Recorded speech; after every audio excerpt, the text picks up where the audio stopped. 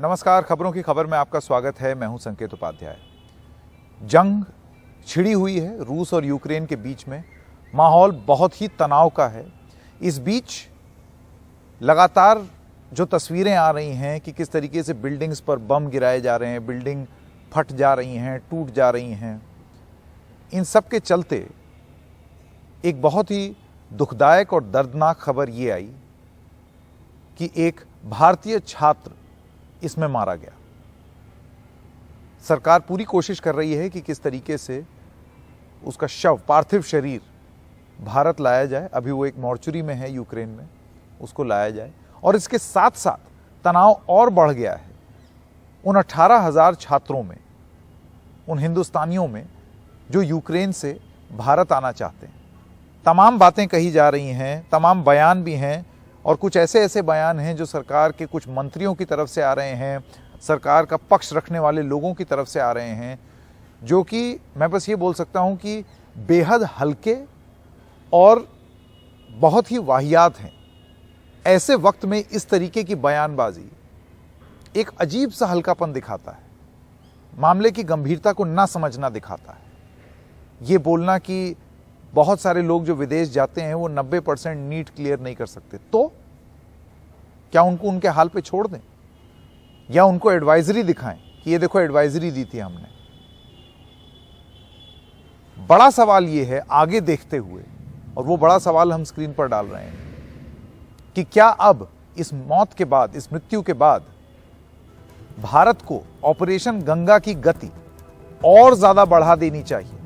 वक्त रहते कार्रवाई होने को लेकर के तमाम बातें कही जा रही हैं, लेकिन अब जो हो चुका है उसको बदला नहीं जा सकता। अब हम क्राइसिस मोड में हैं, तो क्या हमको कुछ ऐसा करना चाहिए कि ऑपरेशन गंगा की गति भयंकर रूप से बढ़ा दी जाए, जितना अभी है उससे कहीं कहीं गुना ज्यादा, तभी हम राहत दे पाएंगे। आज दिन भर हमने छात्रों से बात की, उनके परिवारजनों से, यहां गोरखपुर में मैं हूं, हमने बात की, और उन सब का ये कहना है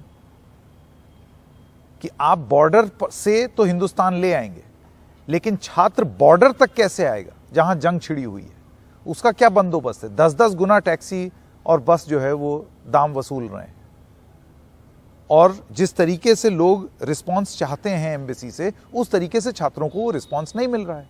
ये कहा जा रहा है कि भाई अपने आप बंदोबस्त कर लो और बॉर्डर तक आ जाओ। बॉर्डर में क्या बंदोबस्त होगा, वहां पर ये छात्र क्या करेंगे, ठंड माइनस में है।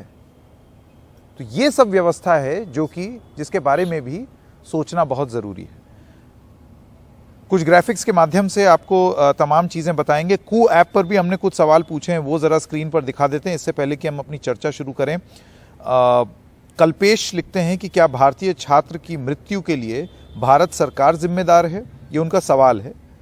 और गोपाल का ये लिखना है कि बेहद दुखद, पर भारत सरकार की अकर्मण्यता पर रोष करता हूं।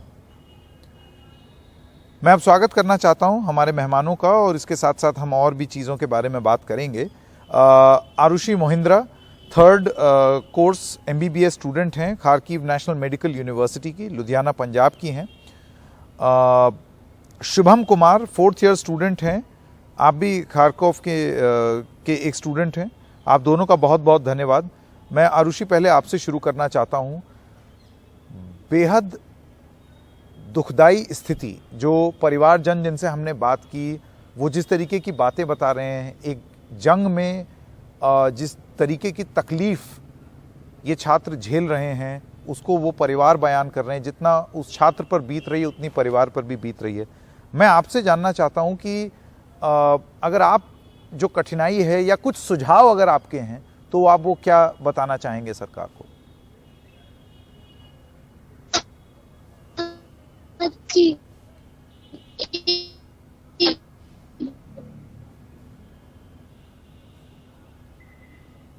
आरुषि, आपकी बात हम ठीक से नहीं सुन पा रहे हैं क्योंकि बैंडविड्थ बहुत खराब है। इसको देखते हैं कि ये ठीक हो जाए। एक और चीज़ आपको मैं बता दूं कि अभी बैंडविड्थ का और इंटरनेट की बड़ी दिक्कत हो रही है वहाँ पर खारकीव में। हालांकि आरुषि जो हैं वो लुधियाना पंजाब से हमको ज्वाइन कर रही हैं और एक चलती ट्रेन में हैं।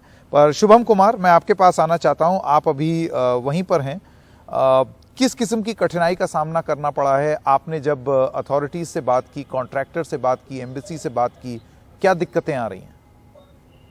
सर मैं तो अभी बुखारेस्ट रोमानिया बॉर्डर पहुंच बुखारेस्ट आ चुका। रोमानिया बॉर्डर मैंने कल सुबह क्रॉस किया था।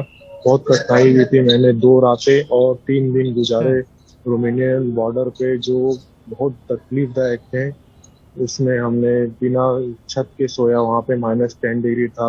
2 बार स्नोफॉल भी हुआ था वहाँ पे, तब भी हम डटे रहे। थोड़ी कठिनाइयाँ थी हमें क्रॉस करने के लिए, क्योंकि बहुत सारे भीड़ थे। यूक्रेनियन पीपल भी थे, इंडियन पीपल थे, 3 से 4 हजार इंडियन स्टूडेंट थे।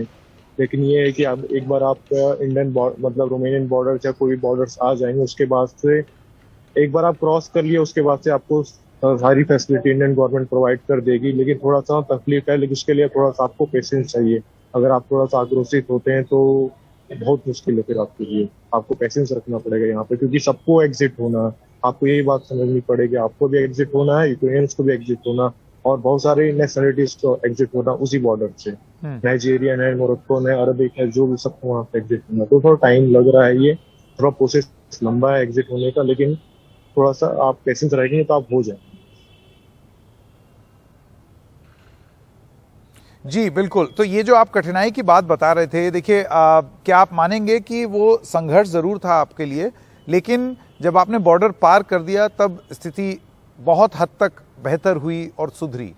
उन लोगों को, उन छात्रों को आप क्या कहेंगे जो छात्र अभी भी यूक्रेन में ही हैं, अलग अलग शहरों में हैं और अभी भी ट्रांजिट कर रहे हैं और बॉर्डर पर एकत्रित हो रहे हैं? क्योंकि बहुत छात्रों का ये कहना है, जिन्होंने हमसे फोन पे बात की, कि बॉर्डर पर उनको खासी तकलीफ हो रही है, जैसे कि एक जगह तो लाठीचार्ज भी हो गया। सर मेरे बॉर्डर में भी हुआ था 5 बार। एक दिन में रात में एक बार 5 बार फायरिंग हुई थी। 2 बार पेपर स्प्रे हुआ था, मेरे आंखों में पेपर स्प्रे हुआ था। ऐसा नहीं है, लेकिन भीड़ बहुत है, तादाद बहुत है लोगों को एग्जिट करने के लिए, क्योंकि एक ही वो चाह रहा है हमको भी एग्जिट होना। यूक्रेनियंस, नॉन यूक्रेनियंस, बहुत सारे कंट्रीज यहाँ पे रहते हैं, यूके, इंग्लैंड, हर एक को एग्जिट करना है। तो थोड़ा सा पेशेंस रखना पड़ेगा।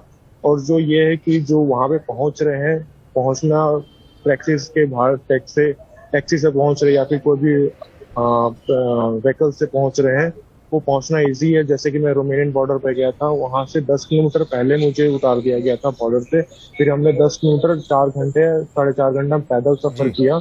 उसके बाद हमने वहां पहुंचा।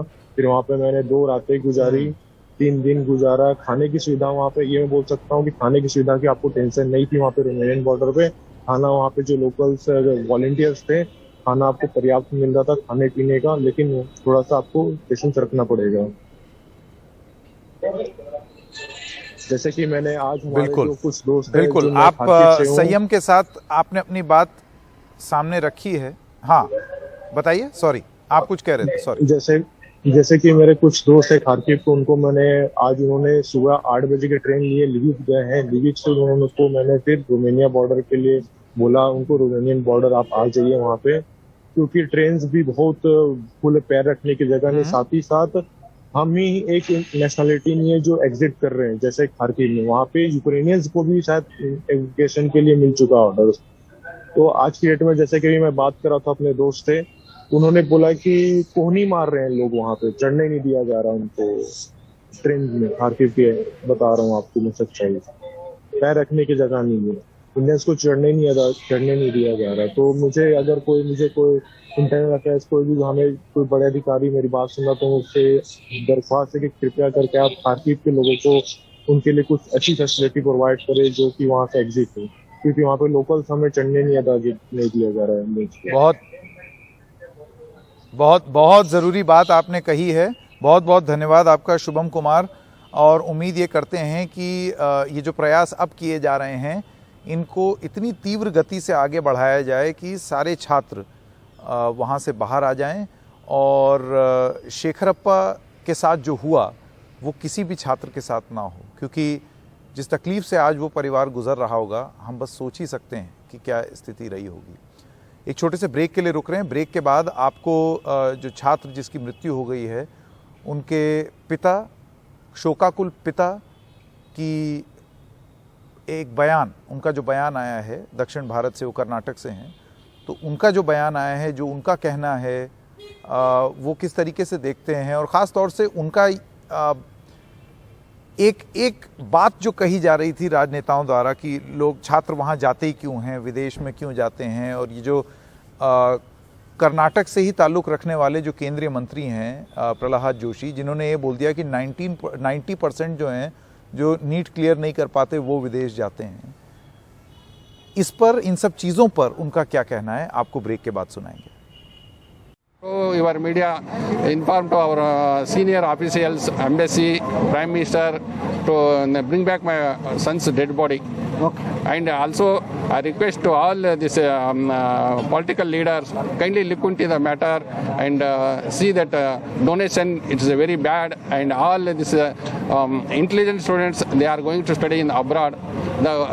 They think that education here, if they plan to get that education here, they have to pay crores to get that seat.